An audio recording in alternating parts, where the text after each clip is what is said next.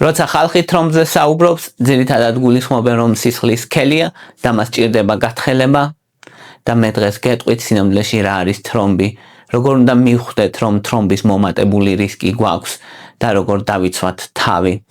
სისხლის გათხელება ან გასქელება ყველას გაუგია, მაგრამ ეს არ არის მთავარი პრობლემა. პრობლემა არის თრომბი, რომელიც შეიძლება გაჩნდეს ჩუმად და ერთ დღეს წავიდეს ფილტვებში, ტვინში ან გულში. თრომბი არის სისხლის შედედებული მასა, რომელიც ნორმალურ სიტუაციაში გვიცავს. მაგალითად, როცა ხელი გაგეჭრება, სისხლი უნდა შედედდეს, რომ სისხლდენით არ მოკვდეს ადამიანი. მაგრამ პრობლემა იწყება იქ, როცა სისხლი შედედდება იქ, სადაც არ უნდა შედედდეს, ან თრომბი ჩნდება სისხლძარღვებში და კეტავს სისხლძარღვის სანათურს და ეს სისხლის დინების შეწყვეტას იწვევს და სისხლი აუცილებელია იმისთვის, რომ ქსოვილები იკვებოს და თუ სადმე სისხლი ვეღარ მიედინება, ის ქსოვილი კვდება და ეს ქსოვილი თუ გულია, ან ფილტვია, ან ტვინია, მაშინ ყველაფერი შეიძლება დასრულდეს ძალიან ცუდად. მაგალითად, ერთ-ერთი ყველაზე საშიში სცენარი არის თრომბი, როცა ჩნდება ღრმა ვენებში, ფეხებში ჩნდება თრომბი და შემდეგ ის მოწყდება და მიემართება ფილტვისკენ და ფილტვში შეიძლება გაიჭედოს ფილტვის არტერიაში, ამას ფილტვის ემბოლია ჰქვია და ეს უკვე სასწრაფო გადაუდებელი მდგომარეობაა, რადგან ფილტვებში სისხლი როცა ვერ გადის ნორმალურად, ადამიანი შეიძლება დაიღუპოს, ხოლო მანამდე ვითარდება სიმპტომები, უეცარი ქოშინი, გულმკერდის ტკივილი, გულისცემის აჩქარება, გონების დაკარგვა, ზოგჯერ სისხლიანი ხველაც კი და ეს არის ღრმა ვენების თრომბოზის ბრალი. ბევრმა იცის, რომ წონის კლებისთვის საჭიროა კალორიული დეფიციტი, მაგრამ არ იცის, როგორ აწყოს დღე ისე, რომ არ იშიმშილოს, საკმარისი რაოდენობით მიიღოს ცილა, შეინარჩუნოს კუნთოვანი მასა და მშვიდად მიყვეს წონის კლების პროცესს. სწორედ ამისთვის შევქმენი 15-დღიანი კვების გეგმა, მარტივი, გასაგები და ყოველდღიურ ცხოვრებაზე მორგებული. ეს არის სტრუქტურა, რომელიც გეხმარება უფრო მარტივად დააწყო დღე და ყოველჯერზე თავიდან არ იფიქრო, რა უნდა ვჭამო. კვების გეგმა მინდოდა ყოფილიყო მაქსიმალურად ხელმისაწვდომი, ამიტომ მისი ღირებულებაა 29 ლარი. თუ გინდა მიიღო კვების გეგმა, მოგწერე WhatsApp-ზე, მითითებულ ნომერზე, ან გადადი ბმულზე და მოგწერე Facebook-ის მესენჯერში. და როგორ უნდა მივხვდეთ, რომ ღრმა ვენების თრომბოზი აქვს ადამიანს? ისე ბევრ შემთხვევაში შეიძლება ვერც მიხვდე, მაგრამ როცა სიმპტომები არის, ცალი ფეხის შეშუპება შეიძლება კონდეს ადამიანს, ტკივილი, სითბოს შეგრძნება, სიწითლე, ფერის შეცვლა იმ ცალ ფეხში. და აქ არის მთავარი ხაფანგი, რომ ეს ნიშნები არ არის სპეციფიური და შეიძლება ადამიანმა იფიქროს, რომ უბრალოდ კუნთები დაეჭიმა, გადაიღალა, ან ეს ფეხის ჩვეულებრივი ტკივილია და სინამდვილეში იყოს ღრმა ვენების თრომბოზი. თრომბი მარტო ვენაში არ ვითარდება, თუმცა როცა ვენაში ვითარდება, ყველაზე ხშირად ჩნდება ფეხების ღრმა ვენებში, ანუ ბარძაყებში სქელი, დიდი ვენები რო გვაქვს, იქ უმეტესად იქ შესაძლებელია წვივის ვენებშიც გაჩნდეს, რა თქმა უნდა და ყველა საშიშია რომ ფილტვებში არ წავიდეს. მაგრამ სხვანაირი თრომბებიც არსებობს, მაგალითად არტერიებში შეიძლება გაჩნდეს, გულში შეიძლება გაჩნდეს და გულიდან შეიძლება წავიდეს ტვინში და გამოიწვიოს ინსულტი. შეიძლება გულის არტერიაში ადგილზე გაჩნდეს და გამოიწვიოს ინფარქტი. შეიძლება ნაწლავში გაჩნდეს და გამოიწვიოს მეზენტერული იშემია ან თირკმელში და თირკმლის ინფარქტი შეიძლება გამოიწვიოს. ერთი ყველაზე ხშირი სცენარი გითხარით, რომ ფეხებში შეიძლება გაჩნდეს თრომბი და ის წავიდეს ფილტვებში და იქ ფილტვების ემბოლია გამოიწვევს. მეორე ერთ-ერთი ყველაზე ხშირი სცენარი არის ინსულტი გულში, როცა გაჩნდება თრომბი და ის წავა თავის ტვინში და თავის ტვინში გაიჭედება. ხო, ინფარქტი, აბა რა არის ინფარქტი? მაშინ იტყვის ადამიანი, გულის ინფარქტის დროს თრომბი ხშირად არ მოდის სხვა ადგილიდან, ის ჩნდება ადგილზე, გულის კორონარულ არტერიებში. ყველაზე ხშირი მექანიზმია ათეროსკლეროზი, ანუ ათეროსკლეროზს რაც ვამბობთ, ათეროსკლეროზი არის ეს დაიბინება სისხლძარღვები, შევიწროდება და ბოლოს დაზიანდება იქ, შემდეგ თრომბი დააჯდება და სისხლძარღვი ჩაიკეტება და ეს მექანიზმია კორონარული თრომბოზის დაახლოებით 70%. ანუ ინფარქტი ხშირად არა იმ მოგზაური თრომბით ჩნდება, რომელიც მოგზაურობს საიდანღაც, არამედ ადგილზევე ჩნდება. შეიძლება ასევე თრომბი გაიჭედოს ნაწლავშიც, ესეც შესაძლებელია და ესეც იშვიათია, მაგრამ ძალიან საშიში მდგომარეობაა. ყველაზე ხშირად რომ ვთქვათ, თრომბების ყველაზე ხშირი ვარიანტი მოდის ამ არტერიულ თრომბებზე და მათ შორის ის ინფარქტი და ეს ინფარქტს რაც იწვევს და ინსულტს რაც იწვევს და შედარებით იშვიათია სხვა სახის თრომბები, თუმცა მაინც ხშირია. და ეხლა ვთქვათ, რა იწვევს ამ თრომბს, რა არის ყველაზე დიდი პრობლემა? ყველაზე ხშირი გამომწვევი თრომბის არის დიდხანს უძრაობა. რატომ? იმიტომ რომ როცა დიდხანს ვზივართ, ანუ წევართ, ან ადამიანი ჰოსპიტალშია, ან თაბაშირშია ხელი, ან ფეხი, ვერ ამოძრავებს და ამ დროს სისხლის მიდინება ნელდება, რადგან კუნთი მუშაობს როგორც ტუმბო და თუ არ ამუშავებ კუნთს, მაშინ სისხლის მიდინება ჩერდება და იქ შეიძლება შედედდეს სისხლი და წარმოიქმნას თრომბი. იგივე არის ზუსტად როცა ადამიანები ოპერაციას იკეთებენ ხოლმე და უძრავად დიდი ხნის განმავლობაში არიან, მაგრამ ასევე თვითონ ოპერაციის დროსაც შეიძლება გაჩნდეს თრომბი, თუ კი სისხლძარღვი მზიანდება, ან ტრავმის დროს, თუ ტრავმა მიიღო ადამიანმა, მაგ დროსაც შეიძლება გაჩნდეს თრომბი.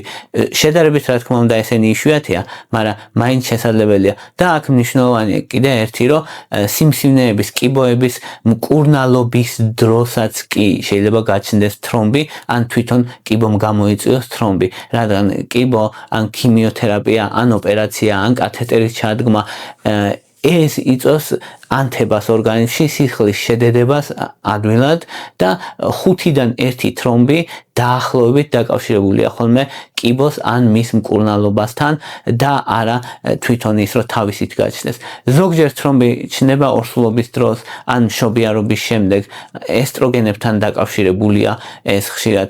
მშობიარობის შემდეგ პირველ 3 თვეს შეიძლება განვითარდეს. ასევე თრომბის რისკი მომატებული აქვს ქალებს, რომლებიც ესტროგენის შემცველ კონტრაცეპტივებს სვავენ, ან ჰორმონალურ თერაპიას იღებენ და ორსულობის და მშობიარობის შემდგომ პერიოდში ვენური თრომბოემბოლიის რისკი დაახლოებით 5-ჯერ მაღალია ვიდრე არაორსულ ქალებში.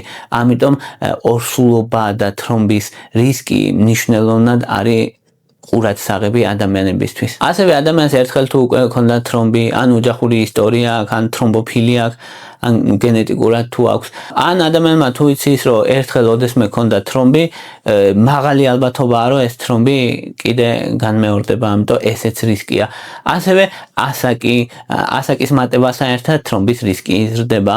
ასევე ჭარბიწონა, ქრონიკული დაავადებები, გულის დაავადება, ფილტვის დაავადება, დიაბეტი, ანთებითი დაავადებები, ნაწლავის ანთებითი დაავადება, ეს ყველაფერი ზრდის თრომბების რისკს და ამ ყველაფერს აქვს კუმულაციური ეფექტი და შეკრებითობის პრინციპი მუშაობს აქ, რაც ნიშნავს, რომ შეიძლება ადამიანს ჰქონდეს ასაკი, დაემატოს ოპერაცია, დაემატოს უძრაობა და აქ უკვე მაღალი შანსია თრომბის, ვიდრე ის, რომ ადამიანმა გაიკეთოს მარტო ოპერაცია, ან ადამიანი იყოს მარტო უძრავად.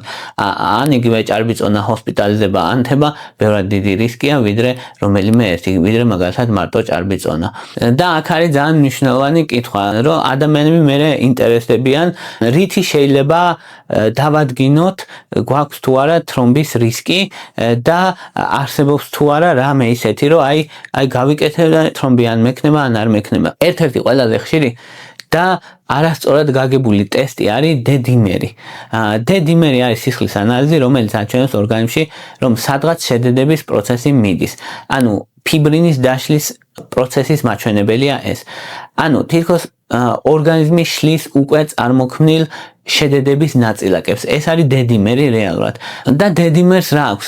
ანუ კარგი რითია, რომ მას აქვს მაღალი მგრძნობელობა, დაახლოებით აღწერენ, რომ 95%-ზე მეტი მგრძნობელობა აქვს, როცა სადღაც თრომბია, ამას მაღალი ალბათობით აღმოაჩენს. მაგრამ სხვა დროსაც შეიძლება დედიმერი მომატებული იყოს. ამაშია პრობლემა, რომ ანთების დროს, ორსულობის დროს, სიმსივნეების დროს, ტრავმის დროს, ოპერაციის დროს, ასაკში, ღვიძლის დაავადების დროს, ანუ სხვადასხვა მიზეზებითაც შეიძლება იყოს დედიმერი მომატებული და ან თუ თრომბია იმ თრომბს პოულობს, მაგრამ როცა თრომბი არაა, მაშინაც შეიძლება იყოს მომატებული. ეს არის რეალურად დედიმერის პრობლემა. ამიტომ არა მარტო დედიმერს, სხვა რამებსაც აკეთებენ, მაგალითად ფეხის ვენების დუპლექს ულტრა ბგერა, ან ფეხის ვენების კვლევა ხდება ულტრა ბგერის აპარატით და ამ აპარატს შეუძლია დაინახოს თრომბი არის თუ არა ზედაპირულ ვენებში, ან ღრმა ვენებში, ან დაბლოკილია თუ არა ვენის დინება და საკმაოდ მნიშვნელოვანი ტესტია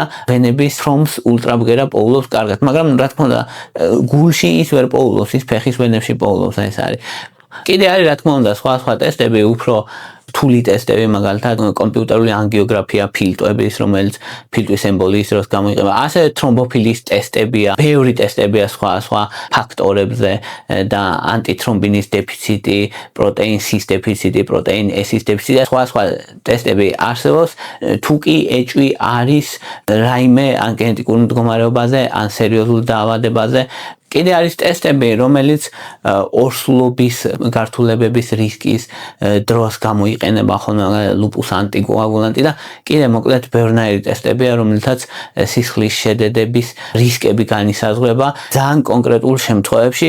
ოღონდ ეგენი როგორც წესი ადამიანებს იშვიათად ჭირდებათ და აი ადამიანების 80%-ს ეგ ტესტები არ ჭირდება. უმეტესად რითი შეიძლება პირდაპირ მაგალითად სისხლის ანალიზი რო ჩააბაროს ადამიანმა, ის არაჩვენებს თრომბი აქვს თუ არა, არ გეუბნება, მაგრამ ფონურად მაგალითად თრომბოციტები თუ მაღალია, ეს შეიძლება იყოს რისკი ანთების, ან რკინის დეფიციტის და ზოგჯერ შეიძლება იყოს უფრო სერიოზული დაავადება. თუ ჰემოგლობინი ან ჰემატოკრიტი მაღალია, მაგ დროს ყურადსაღებია თრომბის რისკი, თუ ლეიკოციტები მაღალია, ყურადსაღებია თრომბის რისკი. ანუ არა პირდაპირ შეიძლება აჩვენოს სისხლმა, მაგრამ პირდაპირ როგორც წესი არ აჩვენს. ხო, და ხშირად არის არასწორად გაგებული ტესტები პროტრომბინის დრო და INR-ი. ეხლა ეს ტესტები აჩვენებს სისხლის შედედების დროის შეფასებას ახდენს, მოკლედ რა დროში დედება სისხლი. მაგრამ არანორმალური პასუხი ყოველთვის არნიშნავს თრომბის რისკს მანდ. ზოგჯერ შეიძლება რომ ნორმალური იყოს მაგალითად პროტრომბინის დრო და ადამიანს თრომბის რისკი მაინც ჰქონდეს. და ეს INR-ი ძალიან კარგი არის ანტიკოაგულანტური თერაპიის შეფასებისთვის, მაგის საკონტროლებლად ძალიან კარგია, მაგრამ ის რომ ადამიანს უბრალოდ დაინტერესებს მაგალითად თრომბის რისკი აქვს თუ არა, მაგით გაიგოს, მოკლედ მაგისთვის ნაკლებ გამოსადეგია. და ახლა გეტყვით 5 საკვებს, რომელიც დამხმარე, რა თქმა უნდა, ეს არნიშნავს იმას, რომ თუ ადამიანს თრომბის რისკი აქვს მაღალი, საკვების იმედზე იყოს, არამც და არამც, მაგრამ ეხმარება რომ სისხლი გაათხიეროს რაღაც დონეზე. აი ასეთ 5 საკვებს გეტყვით. პირველი არის თევზი, ან თევზის რეგულარული მიღება, ერთი არის ომეგა-3 შეიცავს და ეს ომეგა-3 მოქმედებს სისხლის როგორც სუსტი გამათხიერებელი, სხვა კიდე ძალიან ბევრი დადებითი მხარე აქვს და თრომბოციტების აგრეგაცია შეიძლება შეამციროს და მაგიტო არის რომ სისხლი ცოტათი ათხიერებს და თუ კი კვირაში ორჯერ მიიღებს თევზს ადამიანი, ეგ მიიჩნევა იდეალურად. ცხიმიანი თევზის სასურველია, ერთი ულუფა უნდა იყოს დაახლოებით 100 გრამი და ნუ რომელი თევზები, თითქმის ყველა თევზი კარგია, მაგრამ სარდინი, ქაშაყი, ორაგული, ატლანტიკური სკუმბრია, ესენი მიიჩნევა საუკეთესოდ, მოკლედ. ხო, ზოგადად ან ძალიან დიდი თევზები ნაკლებ სასურველია, იმიტომ რომ მეტი ვერცხლის წყლის შემცველობა აქვთ. მეორე მნიშვნელოვანი საკვები, რომლის მიღებაც შეგიძლიათ იმისთვის, რომ სისხლის ცოტა გამათხიერებელი ეფექტი ქონდეს, ეს არის ნიორი. ნუ ნიორი ერთ-ერთი ყველაზე ცნობილია სინამდვილეში, ხო. ოღონდ ეგ არ არის ისეთი ძლიერი, როგორც ვარფარინი, ან აპიქსაბანი, ან რივაროქსაბანი, ან სისხლის ხმა გამათხიერებელი, ანუ არამც და არამც საკვები მოკლედ არ გამოიყენოთ წამლების შემცვლელად. ეგ ძალიან მნიშვნელოვანია. უბრალოდ ეგენი ზოგადად არის, რომ იცოდეს ადამიანმა რითი შეიძლება თავის სისხლს დაეხმაროს, ზოგადად ეს არის თორე არ ნიშნავს იმას, რომ მაგალითად ნივრის იმედზე იყოს ადამიანი. და რეკომენდირებული, რაც არის ნივრის მიღება, არის ერთი პატარა კბილი ნიორი საკვებთან ერთად და უნდა დაჭყლიტო, ან დაჭყლეტა არის ყველაზე კარგი. შემდეგ გააჩერე 10-15 წუთი, ან ხო, ესე დაახლოებით და მიიღე. ხო, უზმოზე თუ მიიღებ, შეიძლება კუჭი გაგღიზიანოს ნიორმა და არ არის საჭირო 10-15 კბილის მიღება, ზოგმა რო იცხონ ბევრს, არა. და თუ ადამიანი უკვე იღებს ვარფარინს, ამ აპიქსაბანს, ან რივაროქსაბანს, კლოპიდოგრელს, ან ასპირინს, მაშინ ნივრის დანამატების თვითნებური მიღება უნდა შეწყდეს. ან თუ გეგმავს ოპერაციას ადამიანი, ანუ ექიმთან უნდა შეათანხმოს ამ დროს. შემდეგი არის კოჭა. კოჭასაც აქვს რაღაცა თრომბოციტების აგრეგაციაზე მოქმედება, ოღონდ ეს ეფექტი სუსტია კოჭას შემთხვევაში და ანუ თან ყველა კვლევაში თავმბრად არ ჩანს რომ ამდენად ეფექტურია, მაგრამ რეჟიმი არის, ვისაც მაინც უნდა კოჭას კიდე სხვა ბევრი დადებითი თვისება აქვს, ანტიოქსიდანტური და ანთების საწინააღმდეგო მათ შორის საჭმლის მონელების სისტემაზე მოქმედებს ასე პოზიტიურად ბევრ შემთხვევაში და მიიღება ხოლმე 1 ან 2 გრამი ახალი კოჭა ჩაიში ან საკვებში და 2 ან 3 თხელი ნაჭერი მოკლედ რა ეს დაახლოებით პრაქტიკულად არის თხელი 2 ან 3 ნაჭერი. ხო, სიფრთხილე რა უნდა იყოს, რომ თუ ანტიკოაგულანტებს იღებს ადამიანი ასპირინს ან კუჭის წყლის პრობლემები აქვს, ამ შემთხვევაში ყურადღებით უნდა იყოს. და მეოთხე საკვები, რომელიც ასე ეხმარება სისხლის ჭრაჭს გათხელებას, ოღონდ მსუბუქად ეს რა თქმა უნდა, ეს არის პომიდორი, ხო. ოღონდ პომიდორს აქვს შედარებით ნაკლები მტკიცებულება კიდევ ერთხელ, მაგრამ მაინც ეხმარება სისხლძარღვებს მოკლედ და თუ კი სისხლძარღვების დიეტის ნაწილად მივიჩნევთ, ნამდვილად კარგია. დღეში 1 ან 2 საშუალო პომიდორი, დაახლოებით რო ვთქვათ 200-250 გრამი სალათი პომიდორის, ზეითუნის ზეთთან, მწვანილთან და ბოსტნეულთან მთლად კარგია. და მეხუთე საკვები, რომელსაც ვიტყოდი, რომელსაც რაღაც ეფექტი აქვს სისხლზე, ხახვია, ხახვი შეიცავს კვერსეტინს და ეს მოქმედებს თრომბოციტების აქტივაციაზე, მაგრამ აქაც მტკიცებულება მცირეა ზოგადად, მაგრამ რაღაც ეფექტი აქვს, როგორც საკვები დახმარება და არა, რა თქმა უნდა, წამლის შემცვლელი.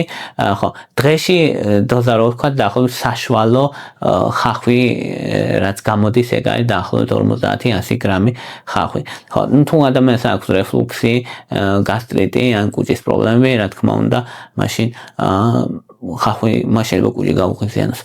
და ბონუს ვიტყვი კიდე კაკაო, შოკოლადი, ეგენი მაგათაც აქვს რაღაც ეფექტი, მცირე გავლენას აჩვენებენ თრომბოციტების აქტივაციაზე, დაახლოებით დღეში 10-20 გრამი შავი შოკოლადი, ოღონდ შავი რა თქმა უნდა, სადაც არის კაკაო 70% ან მეტი.